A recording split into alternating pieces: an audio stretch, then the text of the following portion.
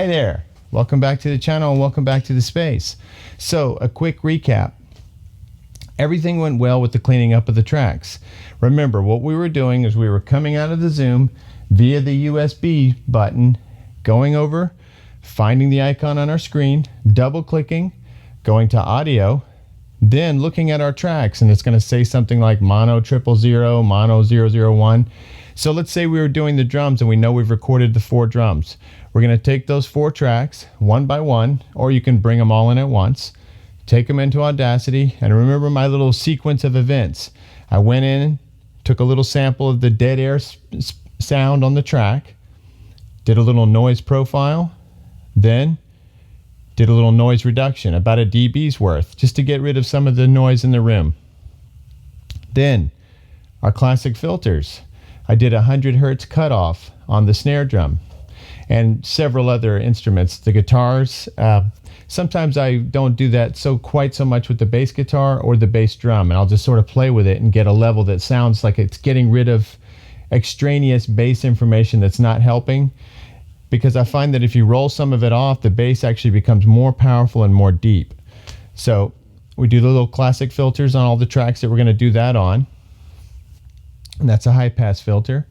Then after that, I typically will go through and find little problem spots. So like say if I hit too hard on the snare and it was getting close to distorting, I might bring that one down so it's in line with the others. And then if I want to amplify the entire track by say something like 3 dB, once I get all those peaks down, I can now amplify the entire track and it'll uniformly amplify, as opposed to just the peaks getting higher and those stopping you from being able to elevate any of the other track, if that makes sense. So now, for me, at that point, I'm usually going to export. Now you could add reverb, you could do some EQing, but remember with EQ, I find that it's easier to work with the EQ in the Zoom. The EQ in the Zoom is way more subtle than the EQ that you will find usually from a plugin. For instance, on the Audacity, the one that comes with that unit is with that program, is very dramatic. Like as soon as you start using it, you can really tell. Whereas here, it's just much more subtle. You can start to add little bits, and it doesn't make such a huge impression as far as like what you hear. So I like to do the EQing in here. Now at the end, after I've made my master, and we're going to get into that on the mastering episode, when I output it, I'll then go back to Audacity and do a little sweetening again. I won't do any noise reduction at that point, unless it feels like it could help, but I might amplify the track to something like minus 1.2 dB, something like that, just to get the levels up.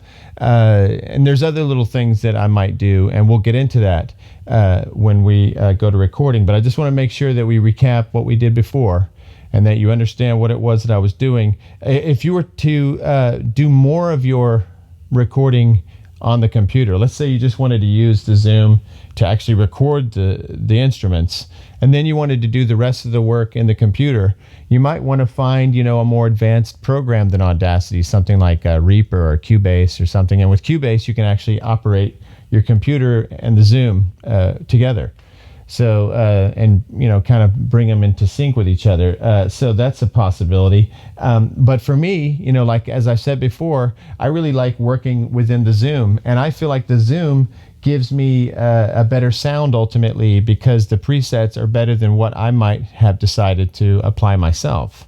So that's my little cheat, as I get a very good professional sound by doing my mixing and mastering in the Zoom. Now, of course, I can always improve it on the computer even more so.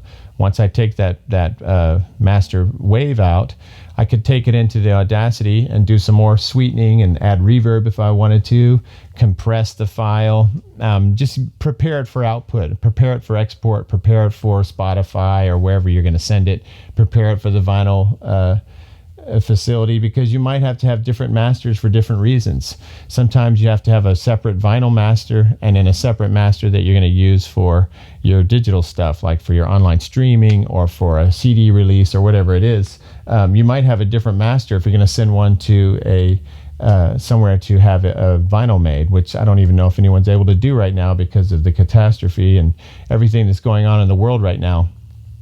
But that's something you can deal with. That's how I use Audacity. I use it to clean things up, and then I use it as a export output type of function. But if you're going to do more, you might want to look into one of those other applications. So one of the things that I like about doing all that, right when you think you're done with it or getting close to being done with the basic tracks and all the stuff that you're going to record, is that I have a chance to sort of assess the music, while you're listening. And it gives you a moment to decide if there's something that you want to add to the track to make it sound better, or to make it work the way you envisioned it sounding or working. So what I'm going to do is add a little acoustic guitar to the track, and it's going to be in a subtle way. It won't be so much like an acoustic guitar part. I've talked about this before, and I talked about it in the last episode. It's just, for me, it adds like a percussive quality that I really like.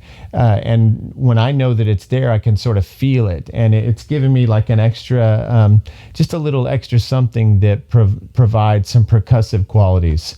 I think there's something about the wood and the strings on the acoustic that sort of match up with the sound of the snare. The wood of the snare, if you have a wood snare, or the crack of the wooden stick mixing with all the metal and the steel and the snares. There's some kind of nice combination there that I seem to always feel. It's like something about the acoustic guitar seems to go over there and help the snare somehow in the mix.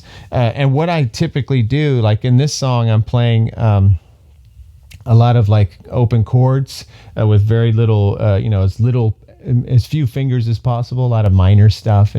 And so the sound is really, it's very striking on an acoustic. And this acoustic guitar is a Sigma, and this is when this was kind of Martin's budget-friendly line.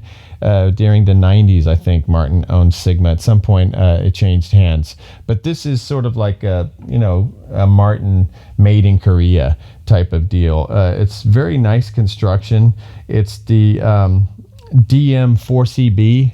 And I believe DM has something to do with Martin, like D. Martin. And then the 4CB, I don't know what 4 means exactly, but the C, I think, stands for cutaway, and B stands for the black finish. The black finish is nice, and I really like this guitar. It was my wife's guitar, and she doesn't really play guitar, so she gave it to me. And I love it. I've had several acoustic guitars, and in fact, I started my musical journey on guitar with acoustic guitars. I was playing like I got really excited about Bob Dylan and Neil Young and some other like kind of acoustic based musicians, and started learning how to play and sing with the acoustic guitar. And so I'm just kind of used to the way it feels. I'm used to the I just like the way an acoustic guitar feels, and I really like to use it as a double. It's like a sneaky double on the electric. So it's not going to be like you're suddenly hearing a beautiful acoustic part in this tune. What's going to happen is you're basically going to just feel the guitar. On the main chords, I'm just going to kind of strum along so that it just gives some life. Like I said, it gives some organic sort of some wood and steel, that just sort of meshes with the snare drum, gives you this sort of like really neat percussive quality. And then if you wanted to, you could turn it up and make it more of a presence. But what I try to do is sort of make it like disappear so that you wouldn't immediately notice that there's an acoustic guitar in the mix, but it is providing something interesting to the ear, something pleasing, and something percussive. So if you were to take it away, you might miss it, but you might not necessarily know what it is or what it was that you were missing, or what it is that you're missing. And so that's what I try to use it for.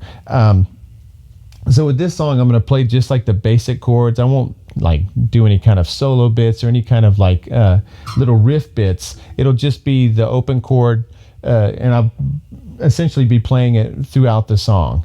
So what I like to do, what I've kind of come to with recording acoustic guitar so far.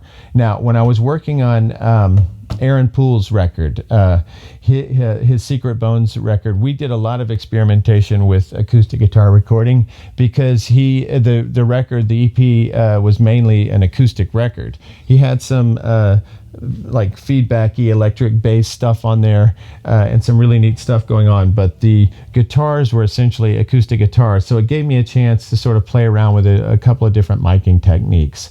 And the main thing I like to do with acoustic guitars is I really like this AKG P220 mic on it. Any kind of like detailed sort of presentation is appealing to me with acoustic. I want to hear like every little noise. And so I think the condenser does a good job. And this ribbon mic does a really nice job as well.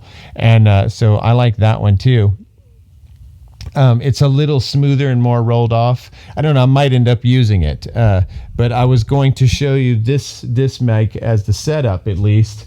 I might end up recording the track with this ribbon mic, who knows. But I don't know, I usually have it like about this distance apart, and I sort of play around depending on how hard the other person strums. In Aaron's case, I think that he was like, a normal moderate strummer, and this worked perfectly.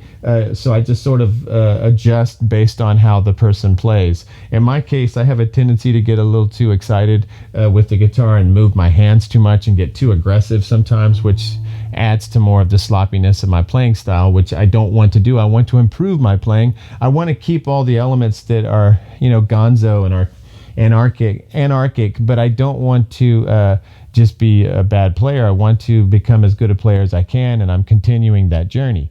So what I'm going to do is mic it about this far out, and I usually have the microphone positioned, towards the sound hole, maybe a little bit more towards the neck, as opposed to a little bit more towards this part of the sound hole or the bridge. And I'm going to basically be just sort of strumming the guitar pretty hard with a lot of percussive quality. I really like getting kind of a percussive quality going on an acoustic guitar, because once again, I'm sort of using it as a form of percussion. Okay, so pretty basic, pretty simple. You could do it with one mic or two. And I found that when I recorded a song on here earlier, on the YouTube channel a few months ago, or maybe a month ago, called The Fighter. And I did an acoustic version of it, and I had really good success with putting two you can see the video if you want to go look at it. It's on the channel. I had two mics. I had the condenser mic and I had a ribbon mic, and they were equidistant in front of me, and I sang and played, and it really sounded good on the guitar, and it worked on my voice as well. I mean, you be the judge, you go listen. And all I did as far as Audacity goes is I just took them in and did the basic cleanup work that I usually do, and I think that I added a little reverb to the entire thing just to kind of sweeten it. But that worked really well. So if you were trying to record like a singer-songwriter, and it was like a guy that was wanting to sing at the same time as his playing, I would suggest using something like this really sensitive condenser mic, and it's something a little more euphonic and romantic like the ribbon, so you get a contrast.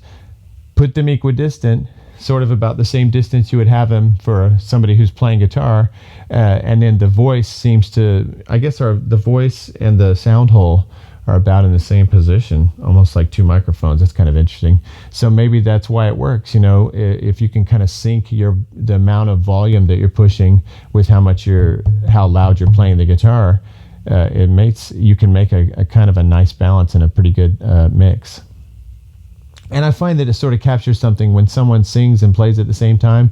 You're capturing a certain kind of energy that's hard to really put your finger on, but I think it's meaningful. It does something different than when you sing to it later.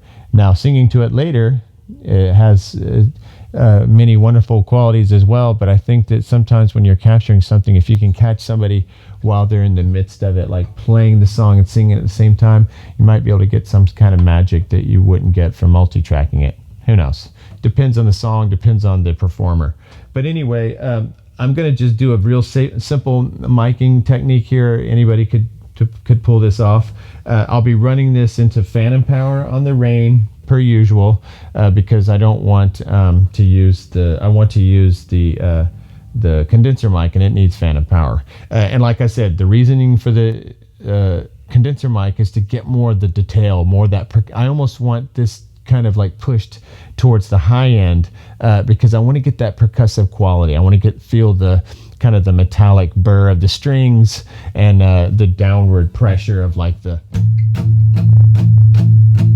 kind of thing. So now I'm just gonna cut to it. I'm gonna hook up this microphone, turn this one off, change our back to the song that we're recording, and I'll be back in a minute.